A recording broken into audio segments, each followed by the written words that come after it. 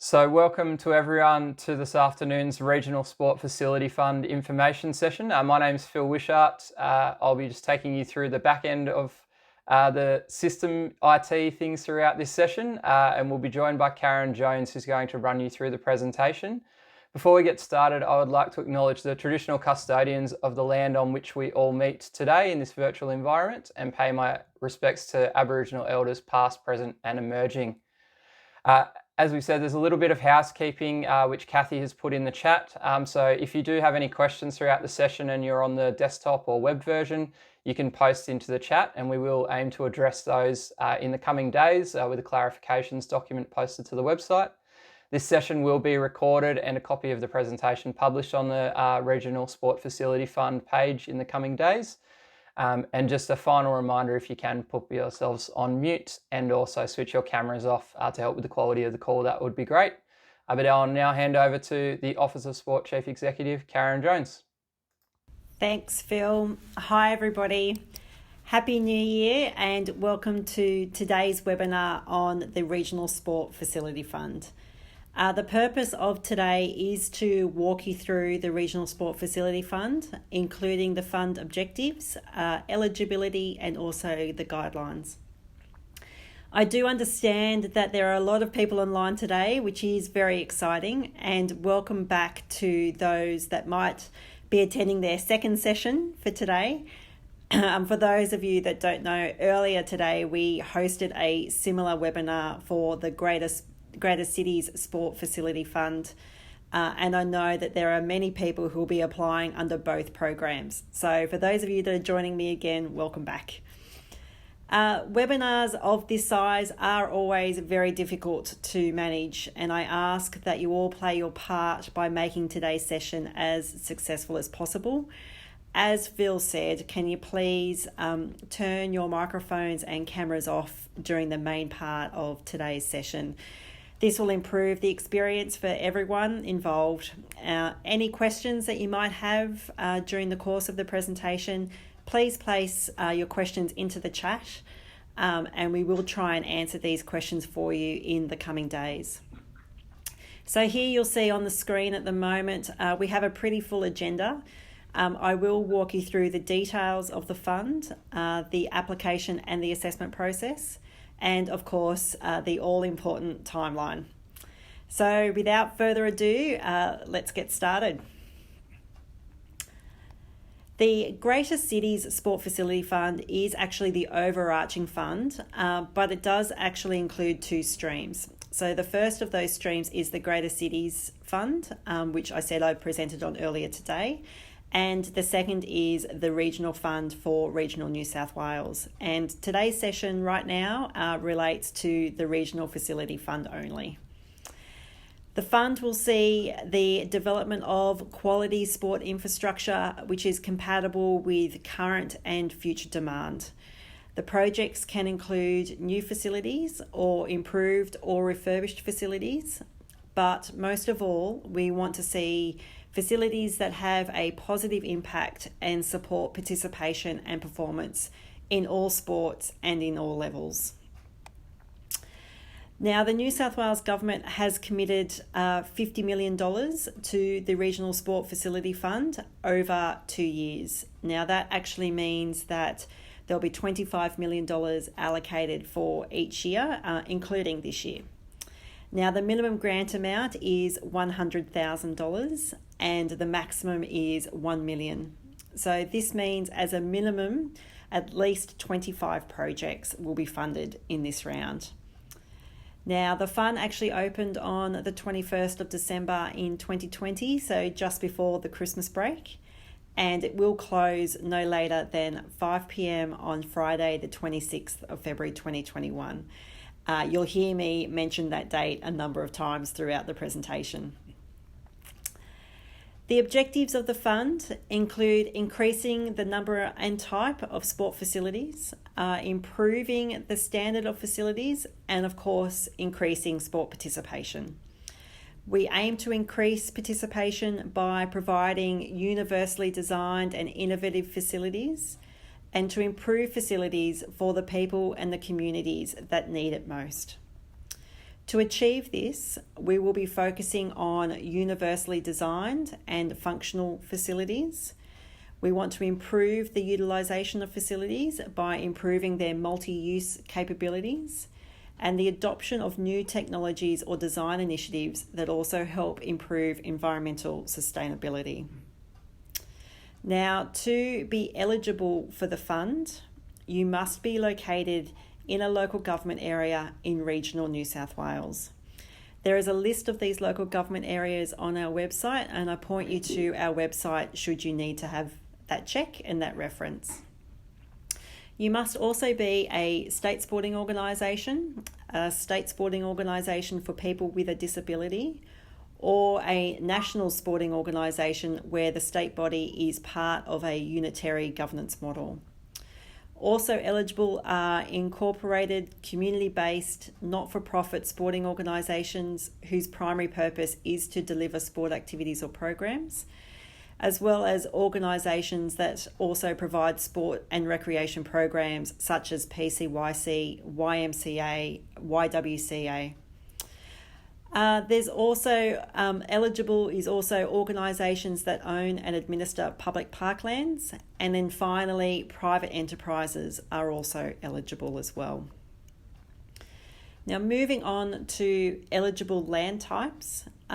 Eligible land types do actually include Crown Reserve land, land owned by a public authority, land held for public purposes by trustees under a valid lease, title or trust deed that protects the interests of the public, land vested in the New South Wales Aboriginal Land Councils under the New South Wales Aboriginal Land Rights Act, and private land that benefits the community interests in sport. Applicants are required to provide a signed letter of consent from the landowner for the project, and you'll also need to provide evidence of your tenure or your lease arrangements over the property. Now, a list of eligible and ineligible project components are contained in our guidelines. So please check what project components are eligible and what project components are ineligible before you finalise your applications. It is also important to note that projects must have an approved development application, or they must be able to demonstrate that a development application is not required. Now, this is because we want these projects to be delivered really quickly. That is, we want them to be shovel ready, and we want the projects to be completed within 2 years of signing a funding agreement. Other requirements that you might need to consider for projects costing more than $1 million, a 25% co-contribution of the grant amount requested is required. For all other projects, a co-contribution will be considered favourably. Projects have to commence in 2021 and they have to be completed within 2 years. Now, for projects over $5 million, a statement of support from the relevant state sporting organisation or national sporting organisation is also required. Now, after talking about all of those requirements for your application, let's now move on to the application process. If your project costs less than $5 million, then you'll be required to provide a detailed project plan to accompany your application. If your project costs more than $5 million, then you'll need to provide a business case to accompany your application.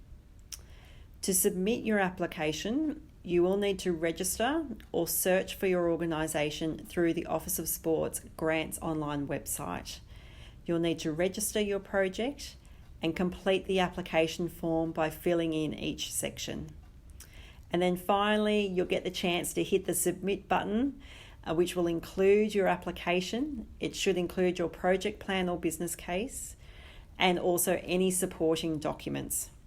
Now, all of this needs to be done by 5 p.m. on Friday, the 26th of February, 2021. Once we have received all of the applications, they all will undergo an eligibility check, which includes an assessment against the strategic justification of the project, the scope and inclusive design of the project affordability, and also project deliverability. Now, if you've got any further questions, more details on eligibility is available on our website through an eligibility checklist. Also on our website, we have a number of tools available to you to assist in the preparation of your application.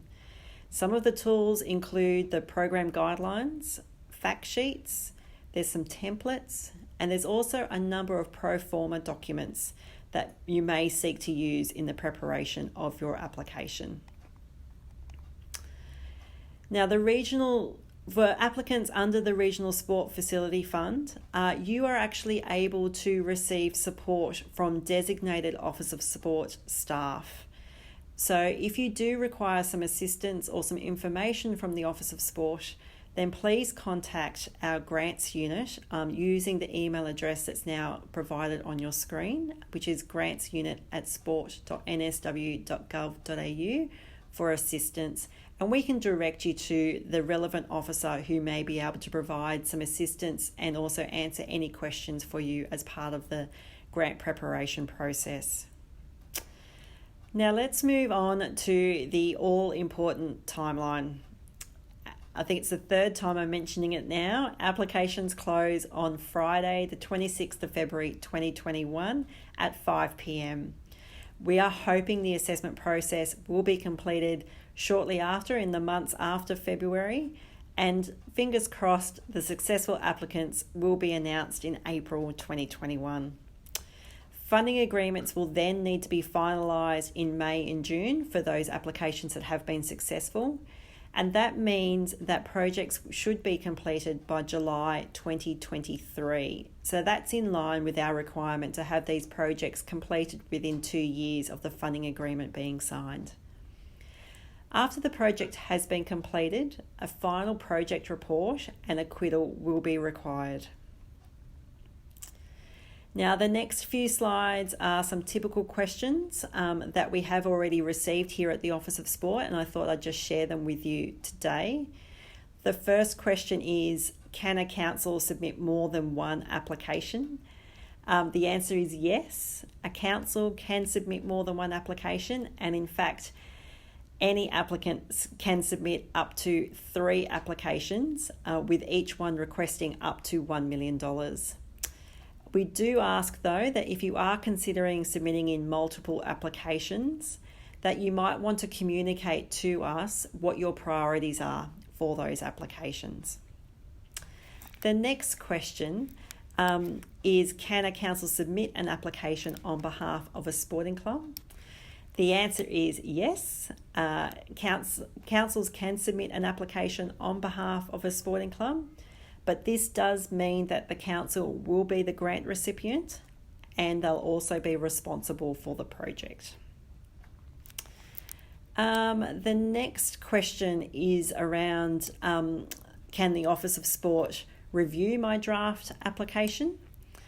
And the answer is yes, we can, only for the Regional Sport Facility Fund, because we have designated staff who can actually provide information and answers to your questions based on information that is publicly available to all potential applicants. So as I mentioned before, please reach out to the Office of Sport using that grants email address so that we can direct you to the right person who might be able to answer your questions.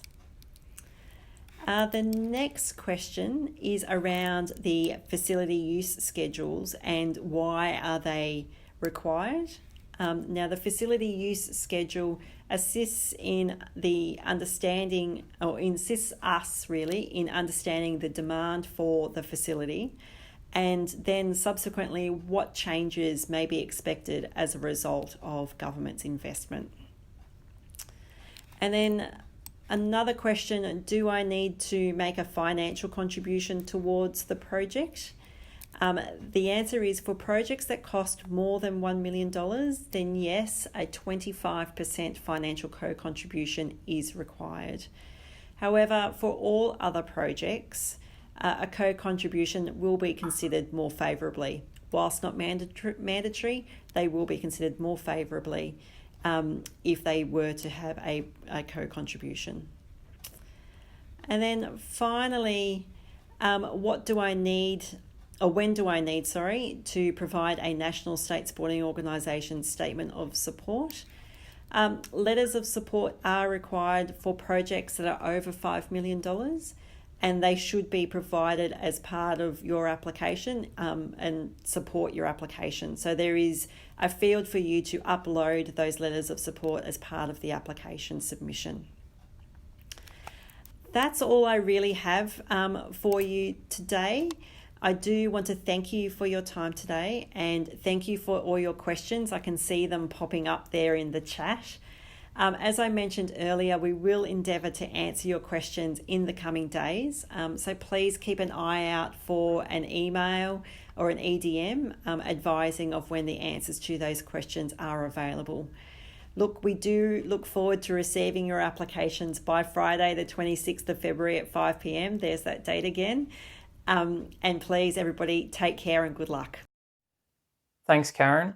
So just in terms of wrapping up for everyone, as discussed on the session, we will publish clarifications to some of the questions that have been put in the chat today, and also any of the questions we received in the earlier session for the Greater Cities Sport Facility Fund that are consistent across both funds. We'll publish them. We'll also publish a copy of this video, which will go up in the coming days. For those of you that registered via the survey link to attend today's session, you will receive a direct email when these two resources are live. For those that clicked on the direct link or they joined quite late today by clicking through the website, just keep an eye on the Regional Sport Facility Fund webpage where those resources will be uploaded. Thanks very much for your time today, everyone. I hope you found that beneficial, and we look forward to seeing your applications come in over the next month or so. Thank you.